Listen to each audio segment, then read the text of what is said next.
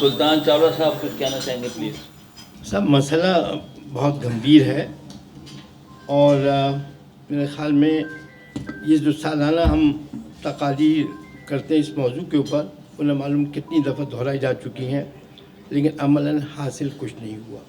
مخلص قیادت کی بات کی گئی، کسی نے بھی اپنے لیے اخلاص نیت کا تصور پیش نہیں کیا کہ میں بھی اخلاص نیت کے ساتھ وہ تمام کام کروں گا جو میں دوسروں کو جس کی ترغیب دیتا ہوں.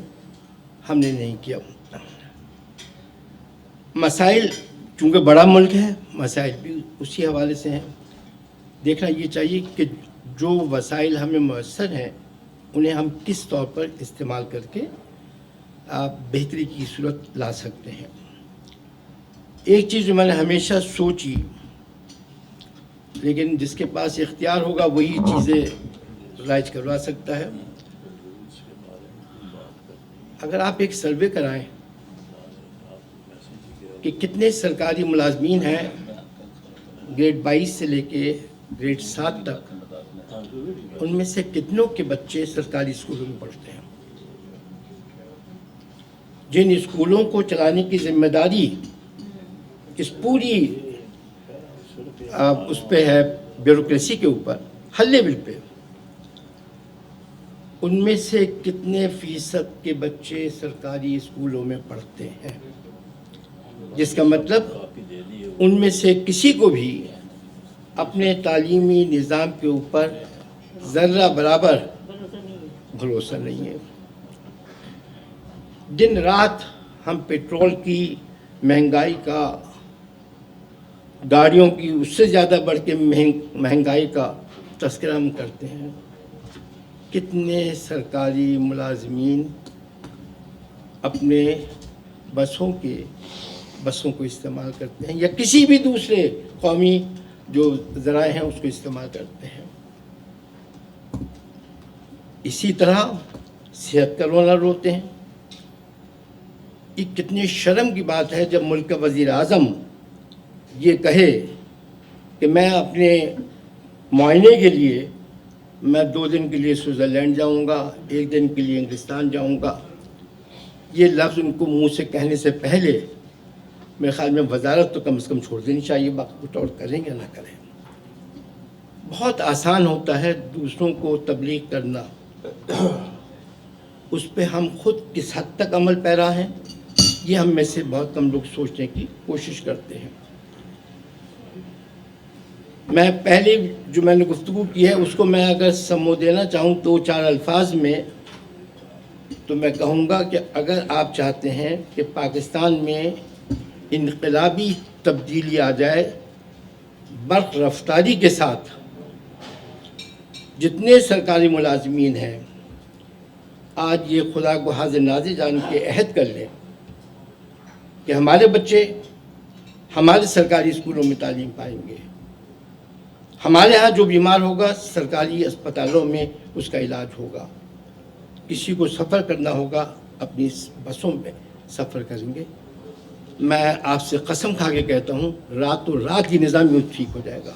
یہ 3 شعبے تو کم از کم ٹھیک ہو جائیں گے. آپ کر کے دیکھ لیجیے، پتہ چل جائے گا. اگر مجھے معلوم ہے کہ میرے پاس وزارت صحت ہے اور میرے خاندان میں کوئی شخص بیمار پڑے گا تو میرے پاس کوئی دوسرا چارہ نہیں ہے سوائے اس کے کہ میں جو سول ہاسپٹل ہے دوسرا اس میں جا کے علاج کراؤں. اور کتنے ہیں جو اگر علاج کرائیں گے اور وہاں جا کے پہلے دن دوسرے دن جا کے دیکھیں گے اور وہاں کی زبوحالی کو محسوس کریں گے. اس میں سال نہیں لگیں گے، مہینے نہیں لگیں گے، ہفتے نہیں لگیں گے، دنوں کے اندر یہ نظام صحیح ہوگا. دنوں میں،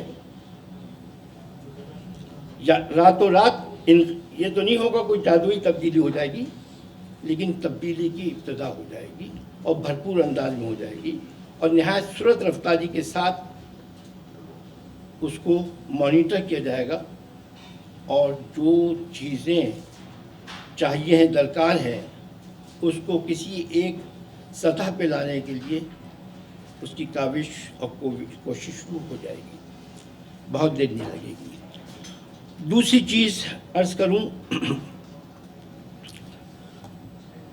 क्या ये ज़रूरी है, मैं अब सबसे कह रहा हूँ, अपने आप से भी कह रहा हूँ, आपसे भी, क्या ज़रूरी है कि बाहर से दरामद शुदा गाड़ियाँ हम इस्तेमाल करें? मुल्क में बनने वाली गाड़ियाँ भी इस्तेमाल हो सकती हैं, और अगर वो सरकारी उसका ट्रांसपोर्ट का निज़ाम बेहतर हो जाए तो ये मसला पहले ही दिन बहुत हद तक हल हो जाएगा।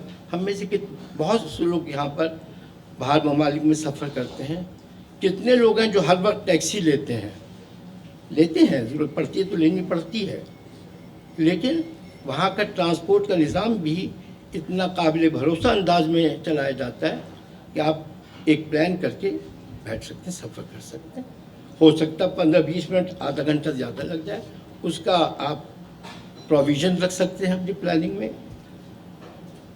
तो एक तो चीज़ ये अर्ज़ कर रहा हूँ, मैंने शुरू में कहा था कि मुखलिस क़यादत बेशक एक लाज़मी शर्त है, लेकिन उसके साथ मैंने ये भी अर्ज़ किया था कि इखलास नियत का फुक़दान आम सतह पर वो उस मुखलिस क़यादत की भी बहुत ज़्यादा कुछ फ़ायदेमंद साबित नहीं होगा। इखलास नियत पैदा कीजिए, हम सब जो कहते हैं उस पर अमल करने की कोशिश करें, और जब वो चीज़ कर लेंगे तो आप तब्दीली खुद ब खुद महसूस कर लेंगे।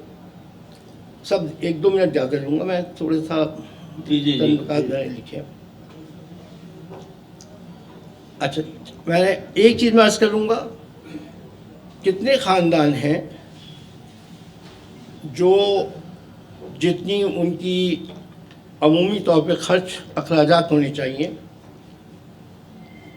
वो बआसानी पूरी कर पाते हैं।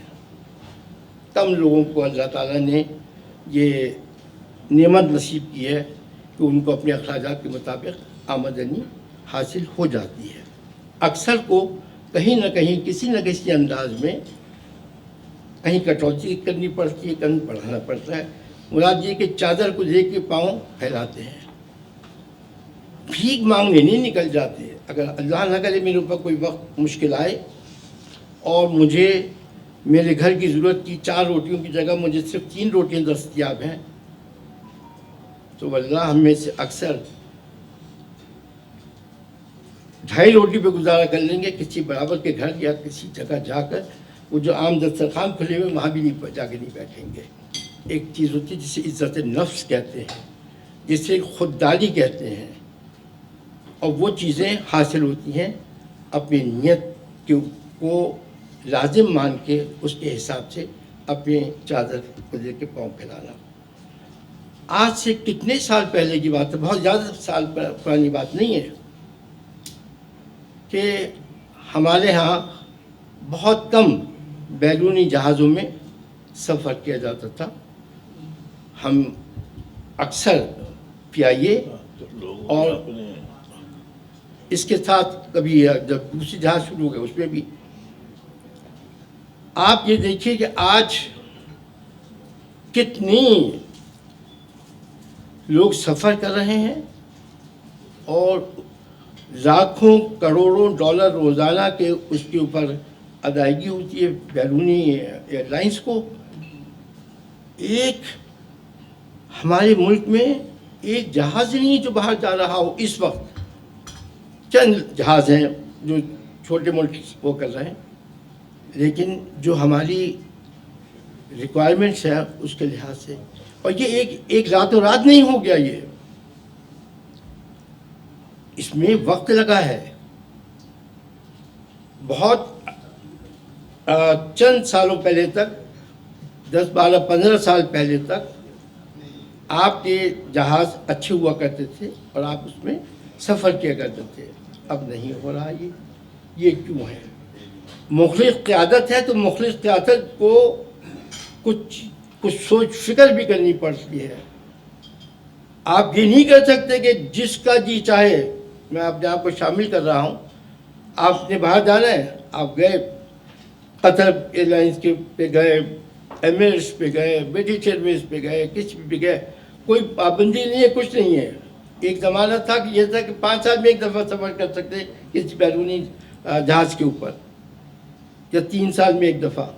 अब कोई कैद नहीं है। उसका मदावा क्या सोचा गया? क्या वो इतना दुश्वार था? क्या वो इमरान साहब के जो वो वजीर सयाहत थे, उनके लिए ये कहना इतना ही ज़रूरी था कि हमारे पायलट जो हैं, साहब आप बात ख़त्म कर लें तो मैं अपनी बात कर सकूं कुछ, अगर आप बुरा ना माने आप बात ख़त्म कर लीजिए, फिर मैं कर लूँगा। तो उनके लिए ये कहना क्या बहुत ज़रूरी था कि हमारे यहाँ के जो पायलट्स हैं उनके पास जाली डिग्रियाँ हैं। रातों रात यूरोपियन यूनियन ने, यूनाइटेड स्टेट्स ने, दूसरे ममालिक ने फौरी पाबंदी लगा दी। कौन चाहेगा कि उसके मुसाफिर या वो खुद जाली डिग्री रखने वाले जो कैप्टन हैं उनकी जहाज़ में सफ़र करें? एक भी जाली डिग्री नहीं थी। तो अब ये सोचिए, और ये वो शख्स का वजीर कह रहा। अच्छा, बहुत से लोगों को इस किस्म के कुछ ख्वाब नज़र आते हैं कि ऐसा है, लेकिन फिर वो सोच समझ के ये कहते हैं कि सांप भी मर जाए और लाठी भी न टूटे। ये नहीं कि वो न सांप मरेगा और लाठियाँ टूटती रहेंगी, सांप मरेगा नहीं, काम चलता रहेगा। मैंने एक भी इसका छोटी छोटी चीज़ें अपने तालीमी निज़ाम को बेहतर कर दीजिए। ये लाजिम कर दीजिए कि कोई सरकारी मुलाजिम वो सरकारी स्कूलों के अलावा कहीं दाखिल नहीं करेगा। आप रातों रात तब्दीली देखेंगे, निसाब में तब्दीली देखेंगे, पढ़ाने में तब्दीली देखेंगे, उनकी निगरानी पे आप तब्दीली देखेंगे। इन चीज़ों को कर लेना चाहिए। तमाम चीज़ें, सिर्फ पैसा नहीं चाहिए होता, बाज़ चीज़ों के लिए तदबीर, हिकमत और दानाई की ज़रूरत पड़ती है, और वो चीज़ें बाज़ार में दस्तयाब नहीं हैं, वो पैदा होती हैं। बस मैं मुख्तसर करते हुए ये कहूँगा कि बेशक हमें मसाइल का सामना है, बेशक हमारे पास वसाइल की कमी है, लेकिन वसाइल की कमी इतनी नहीं है जितनी फ़िक्र, तदब्बुर, हिकमत, दानाई और दयानतदारी की ज़रूरत है, जो मफ़ूद है। बहुत शुक्रिया। बहुत शुक्रिया।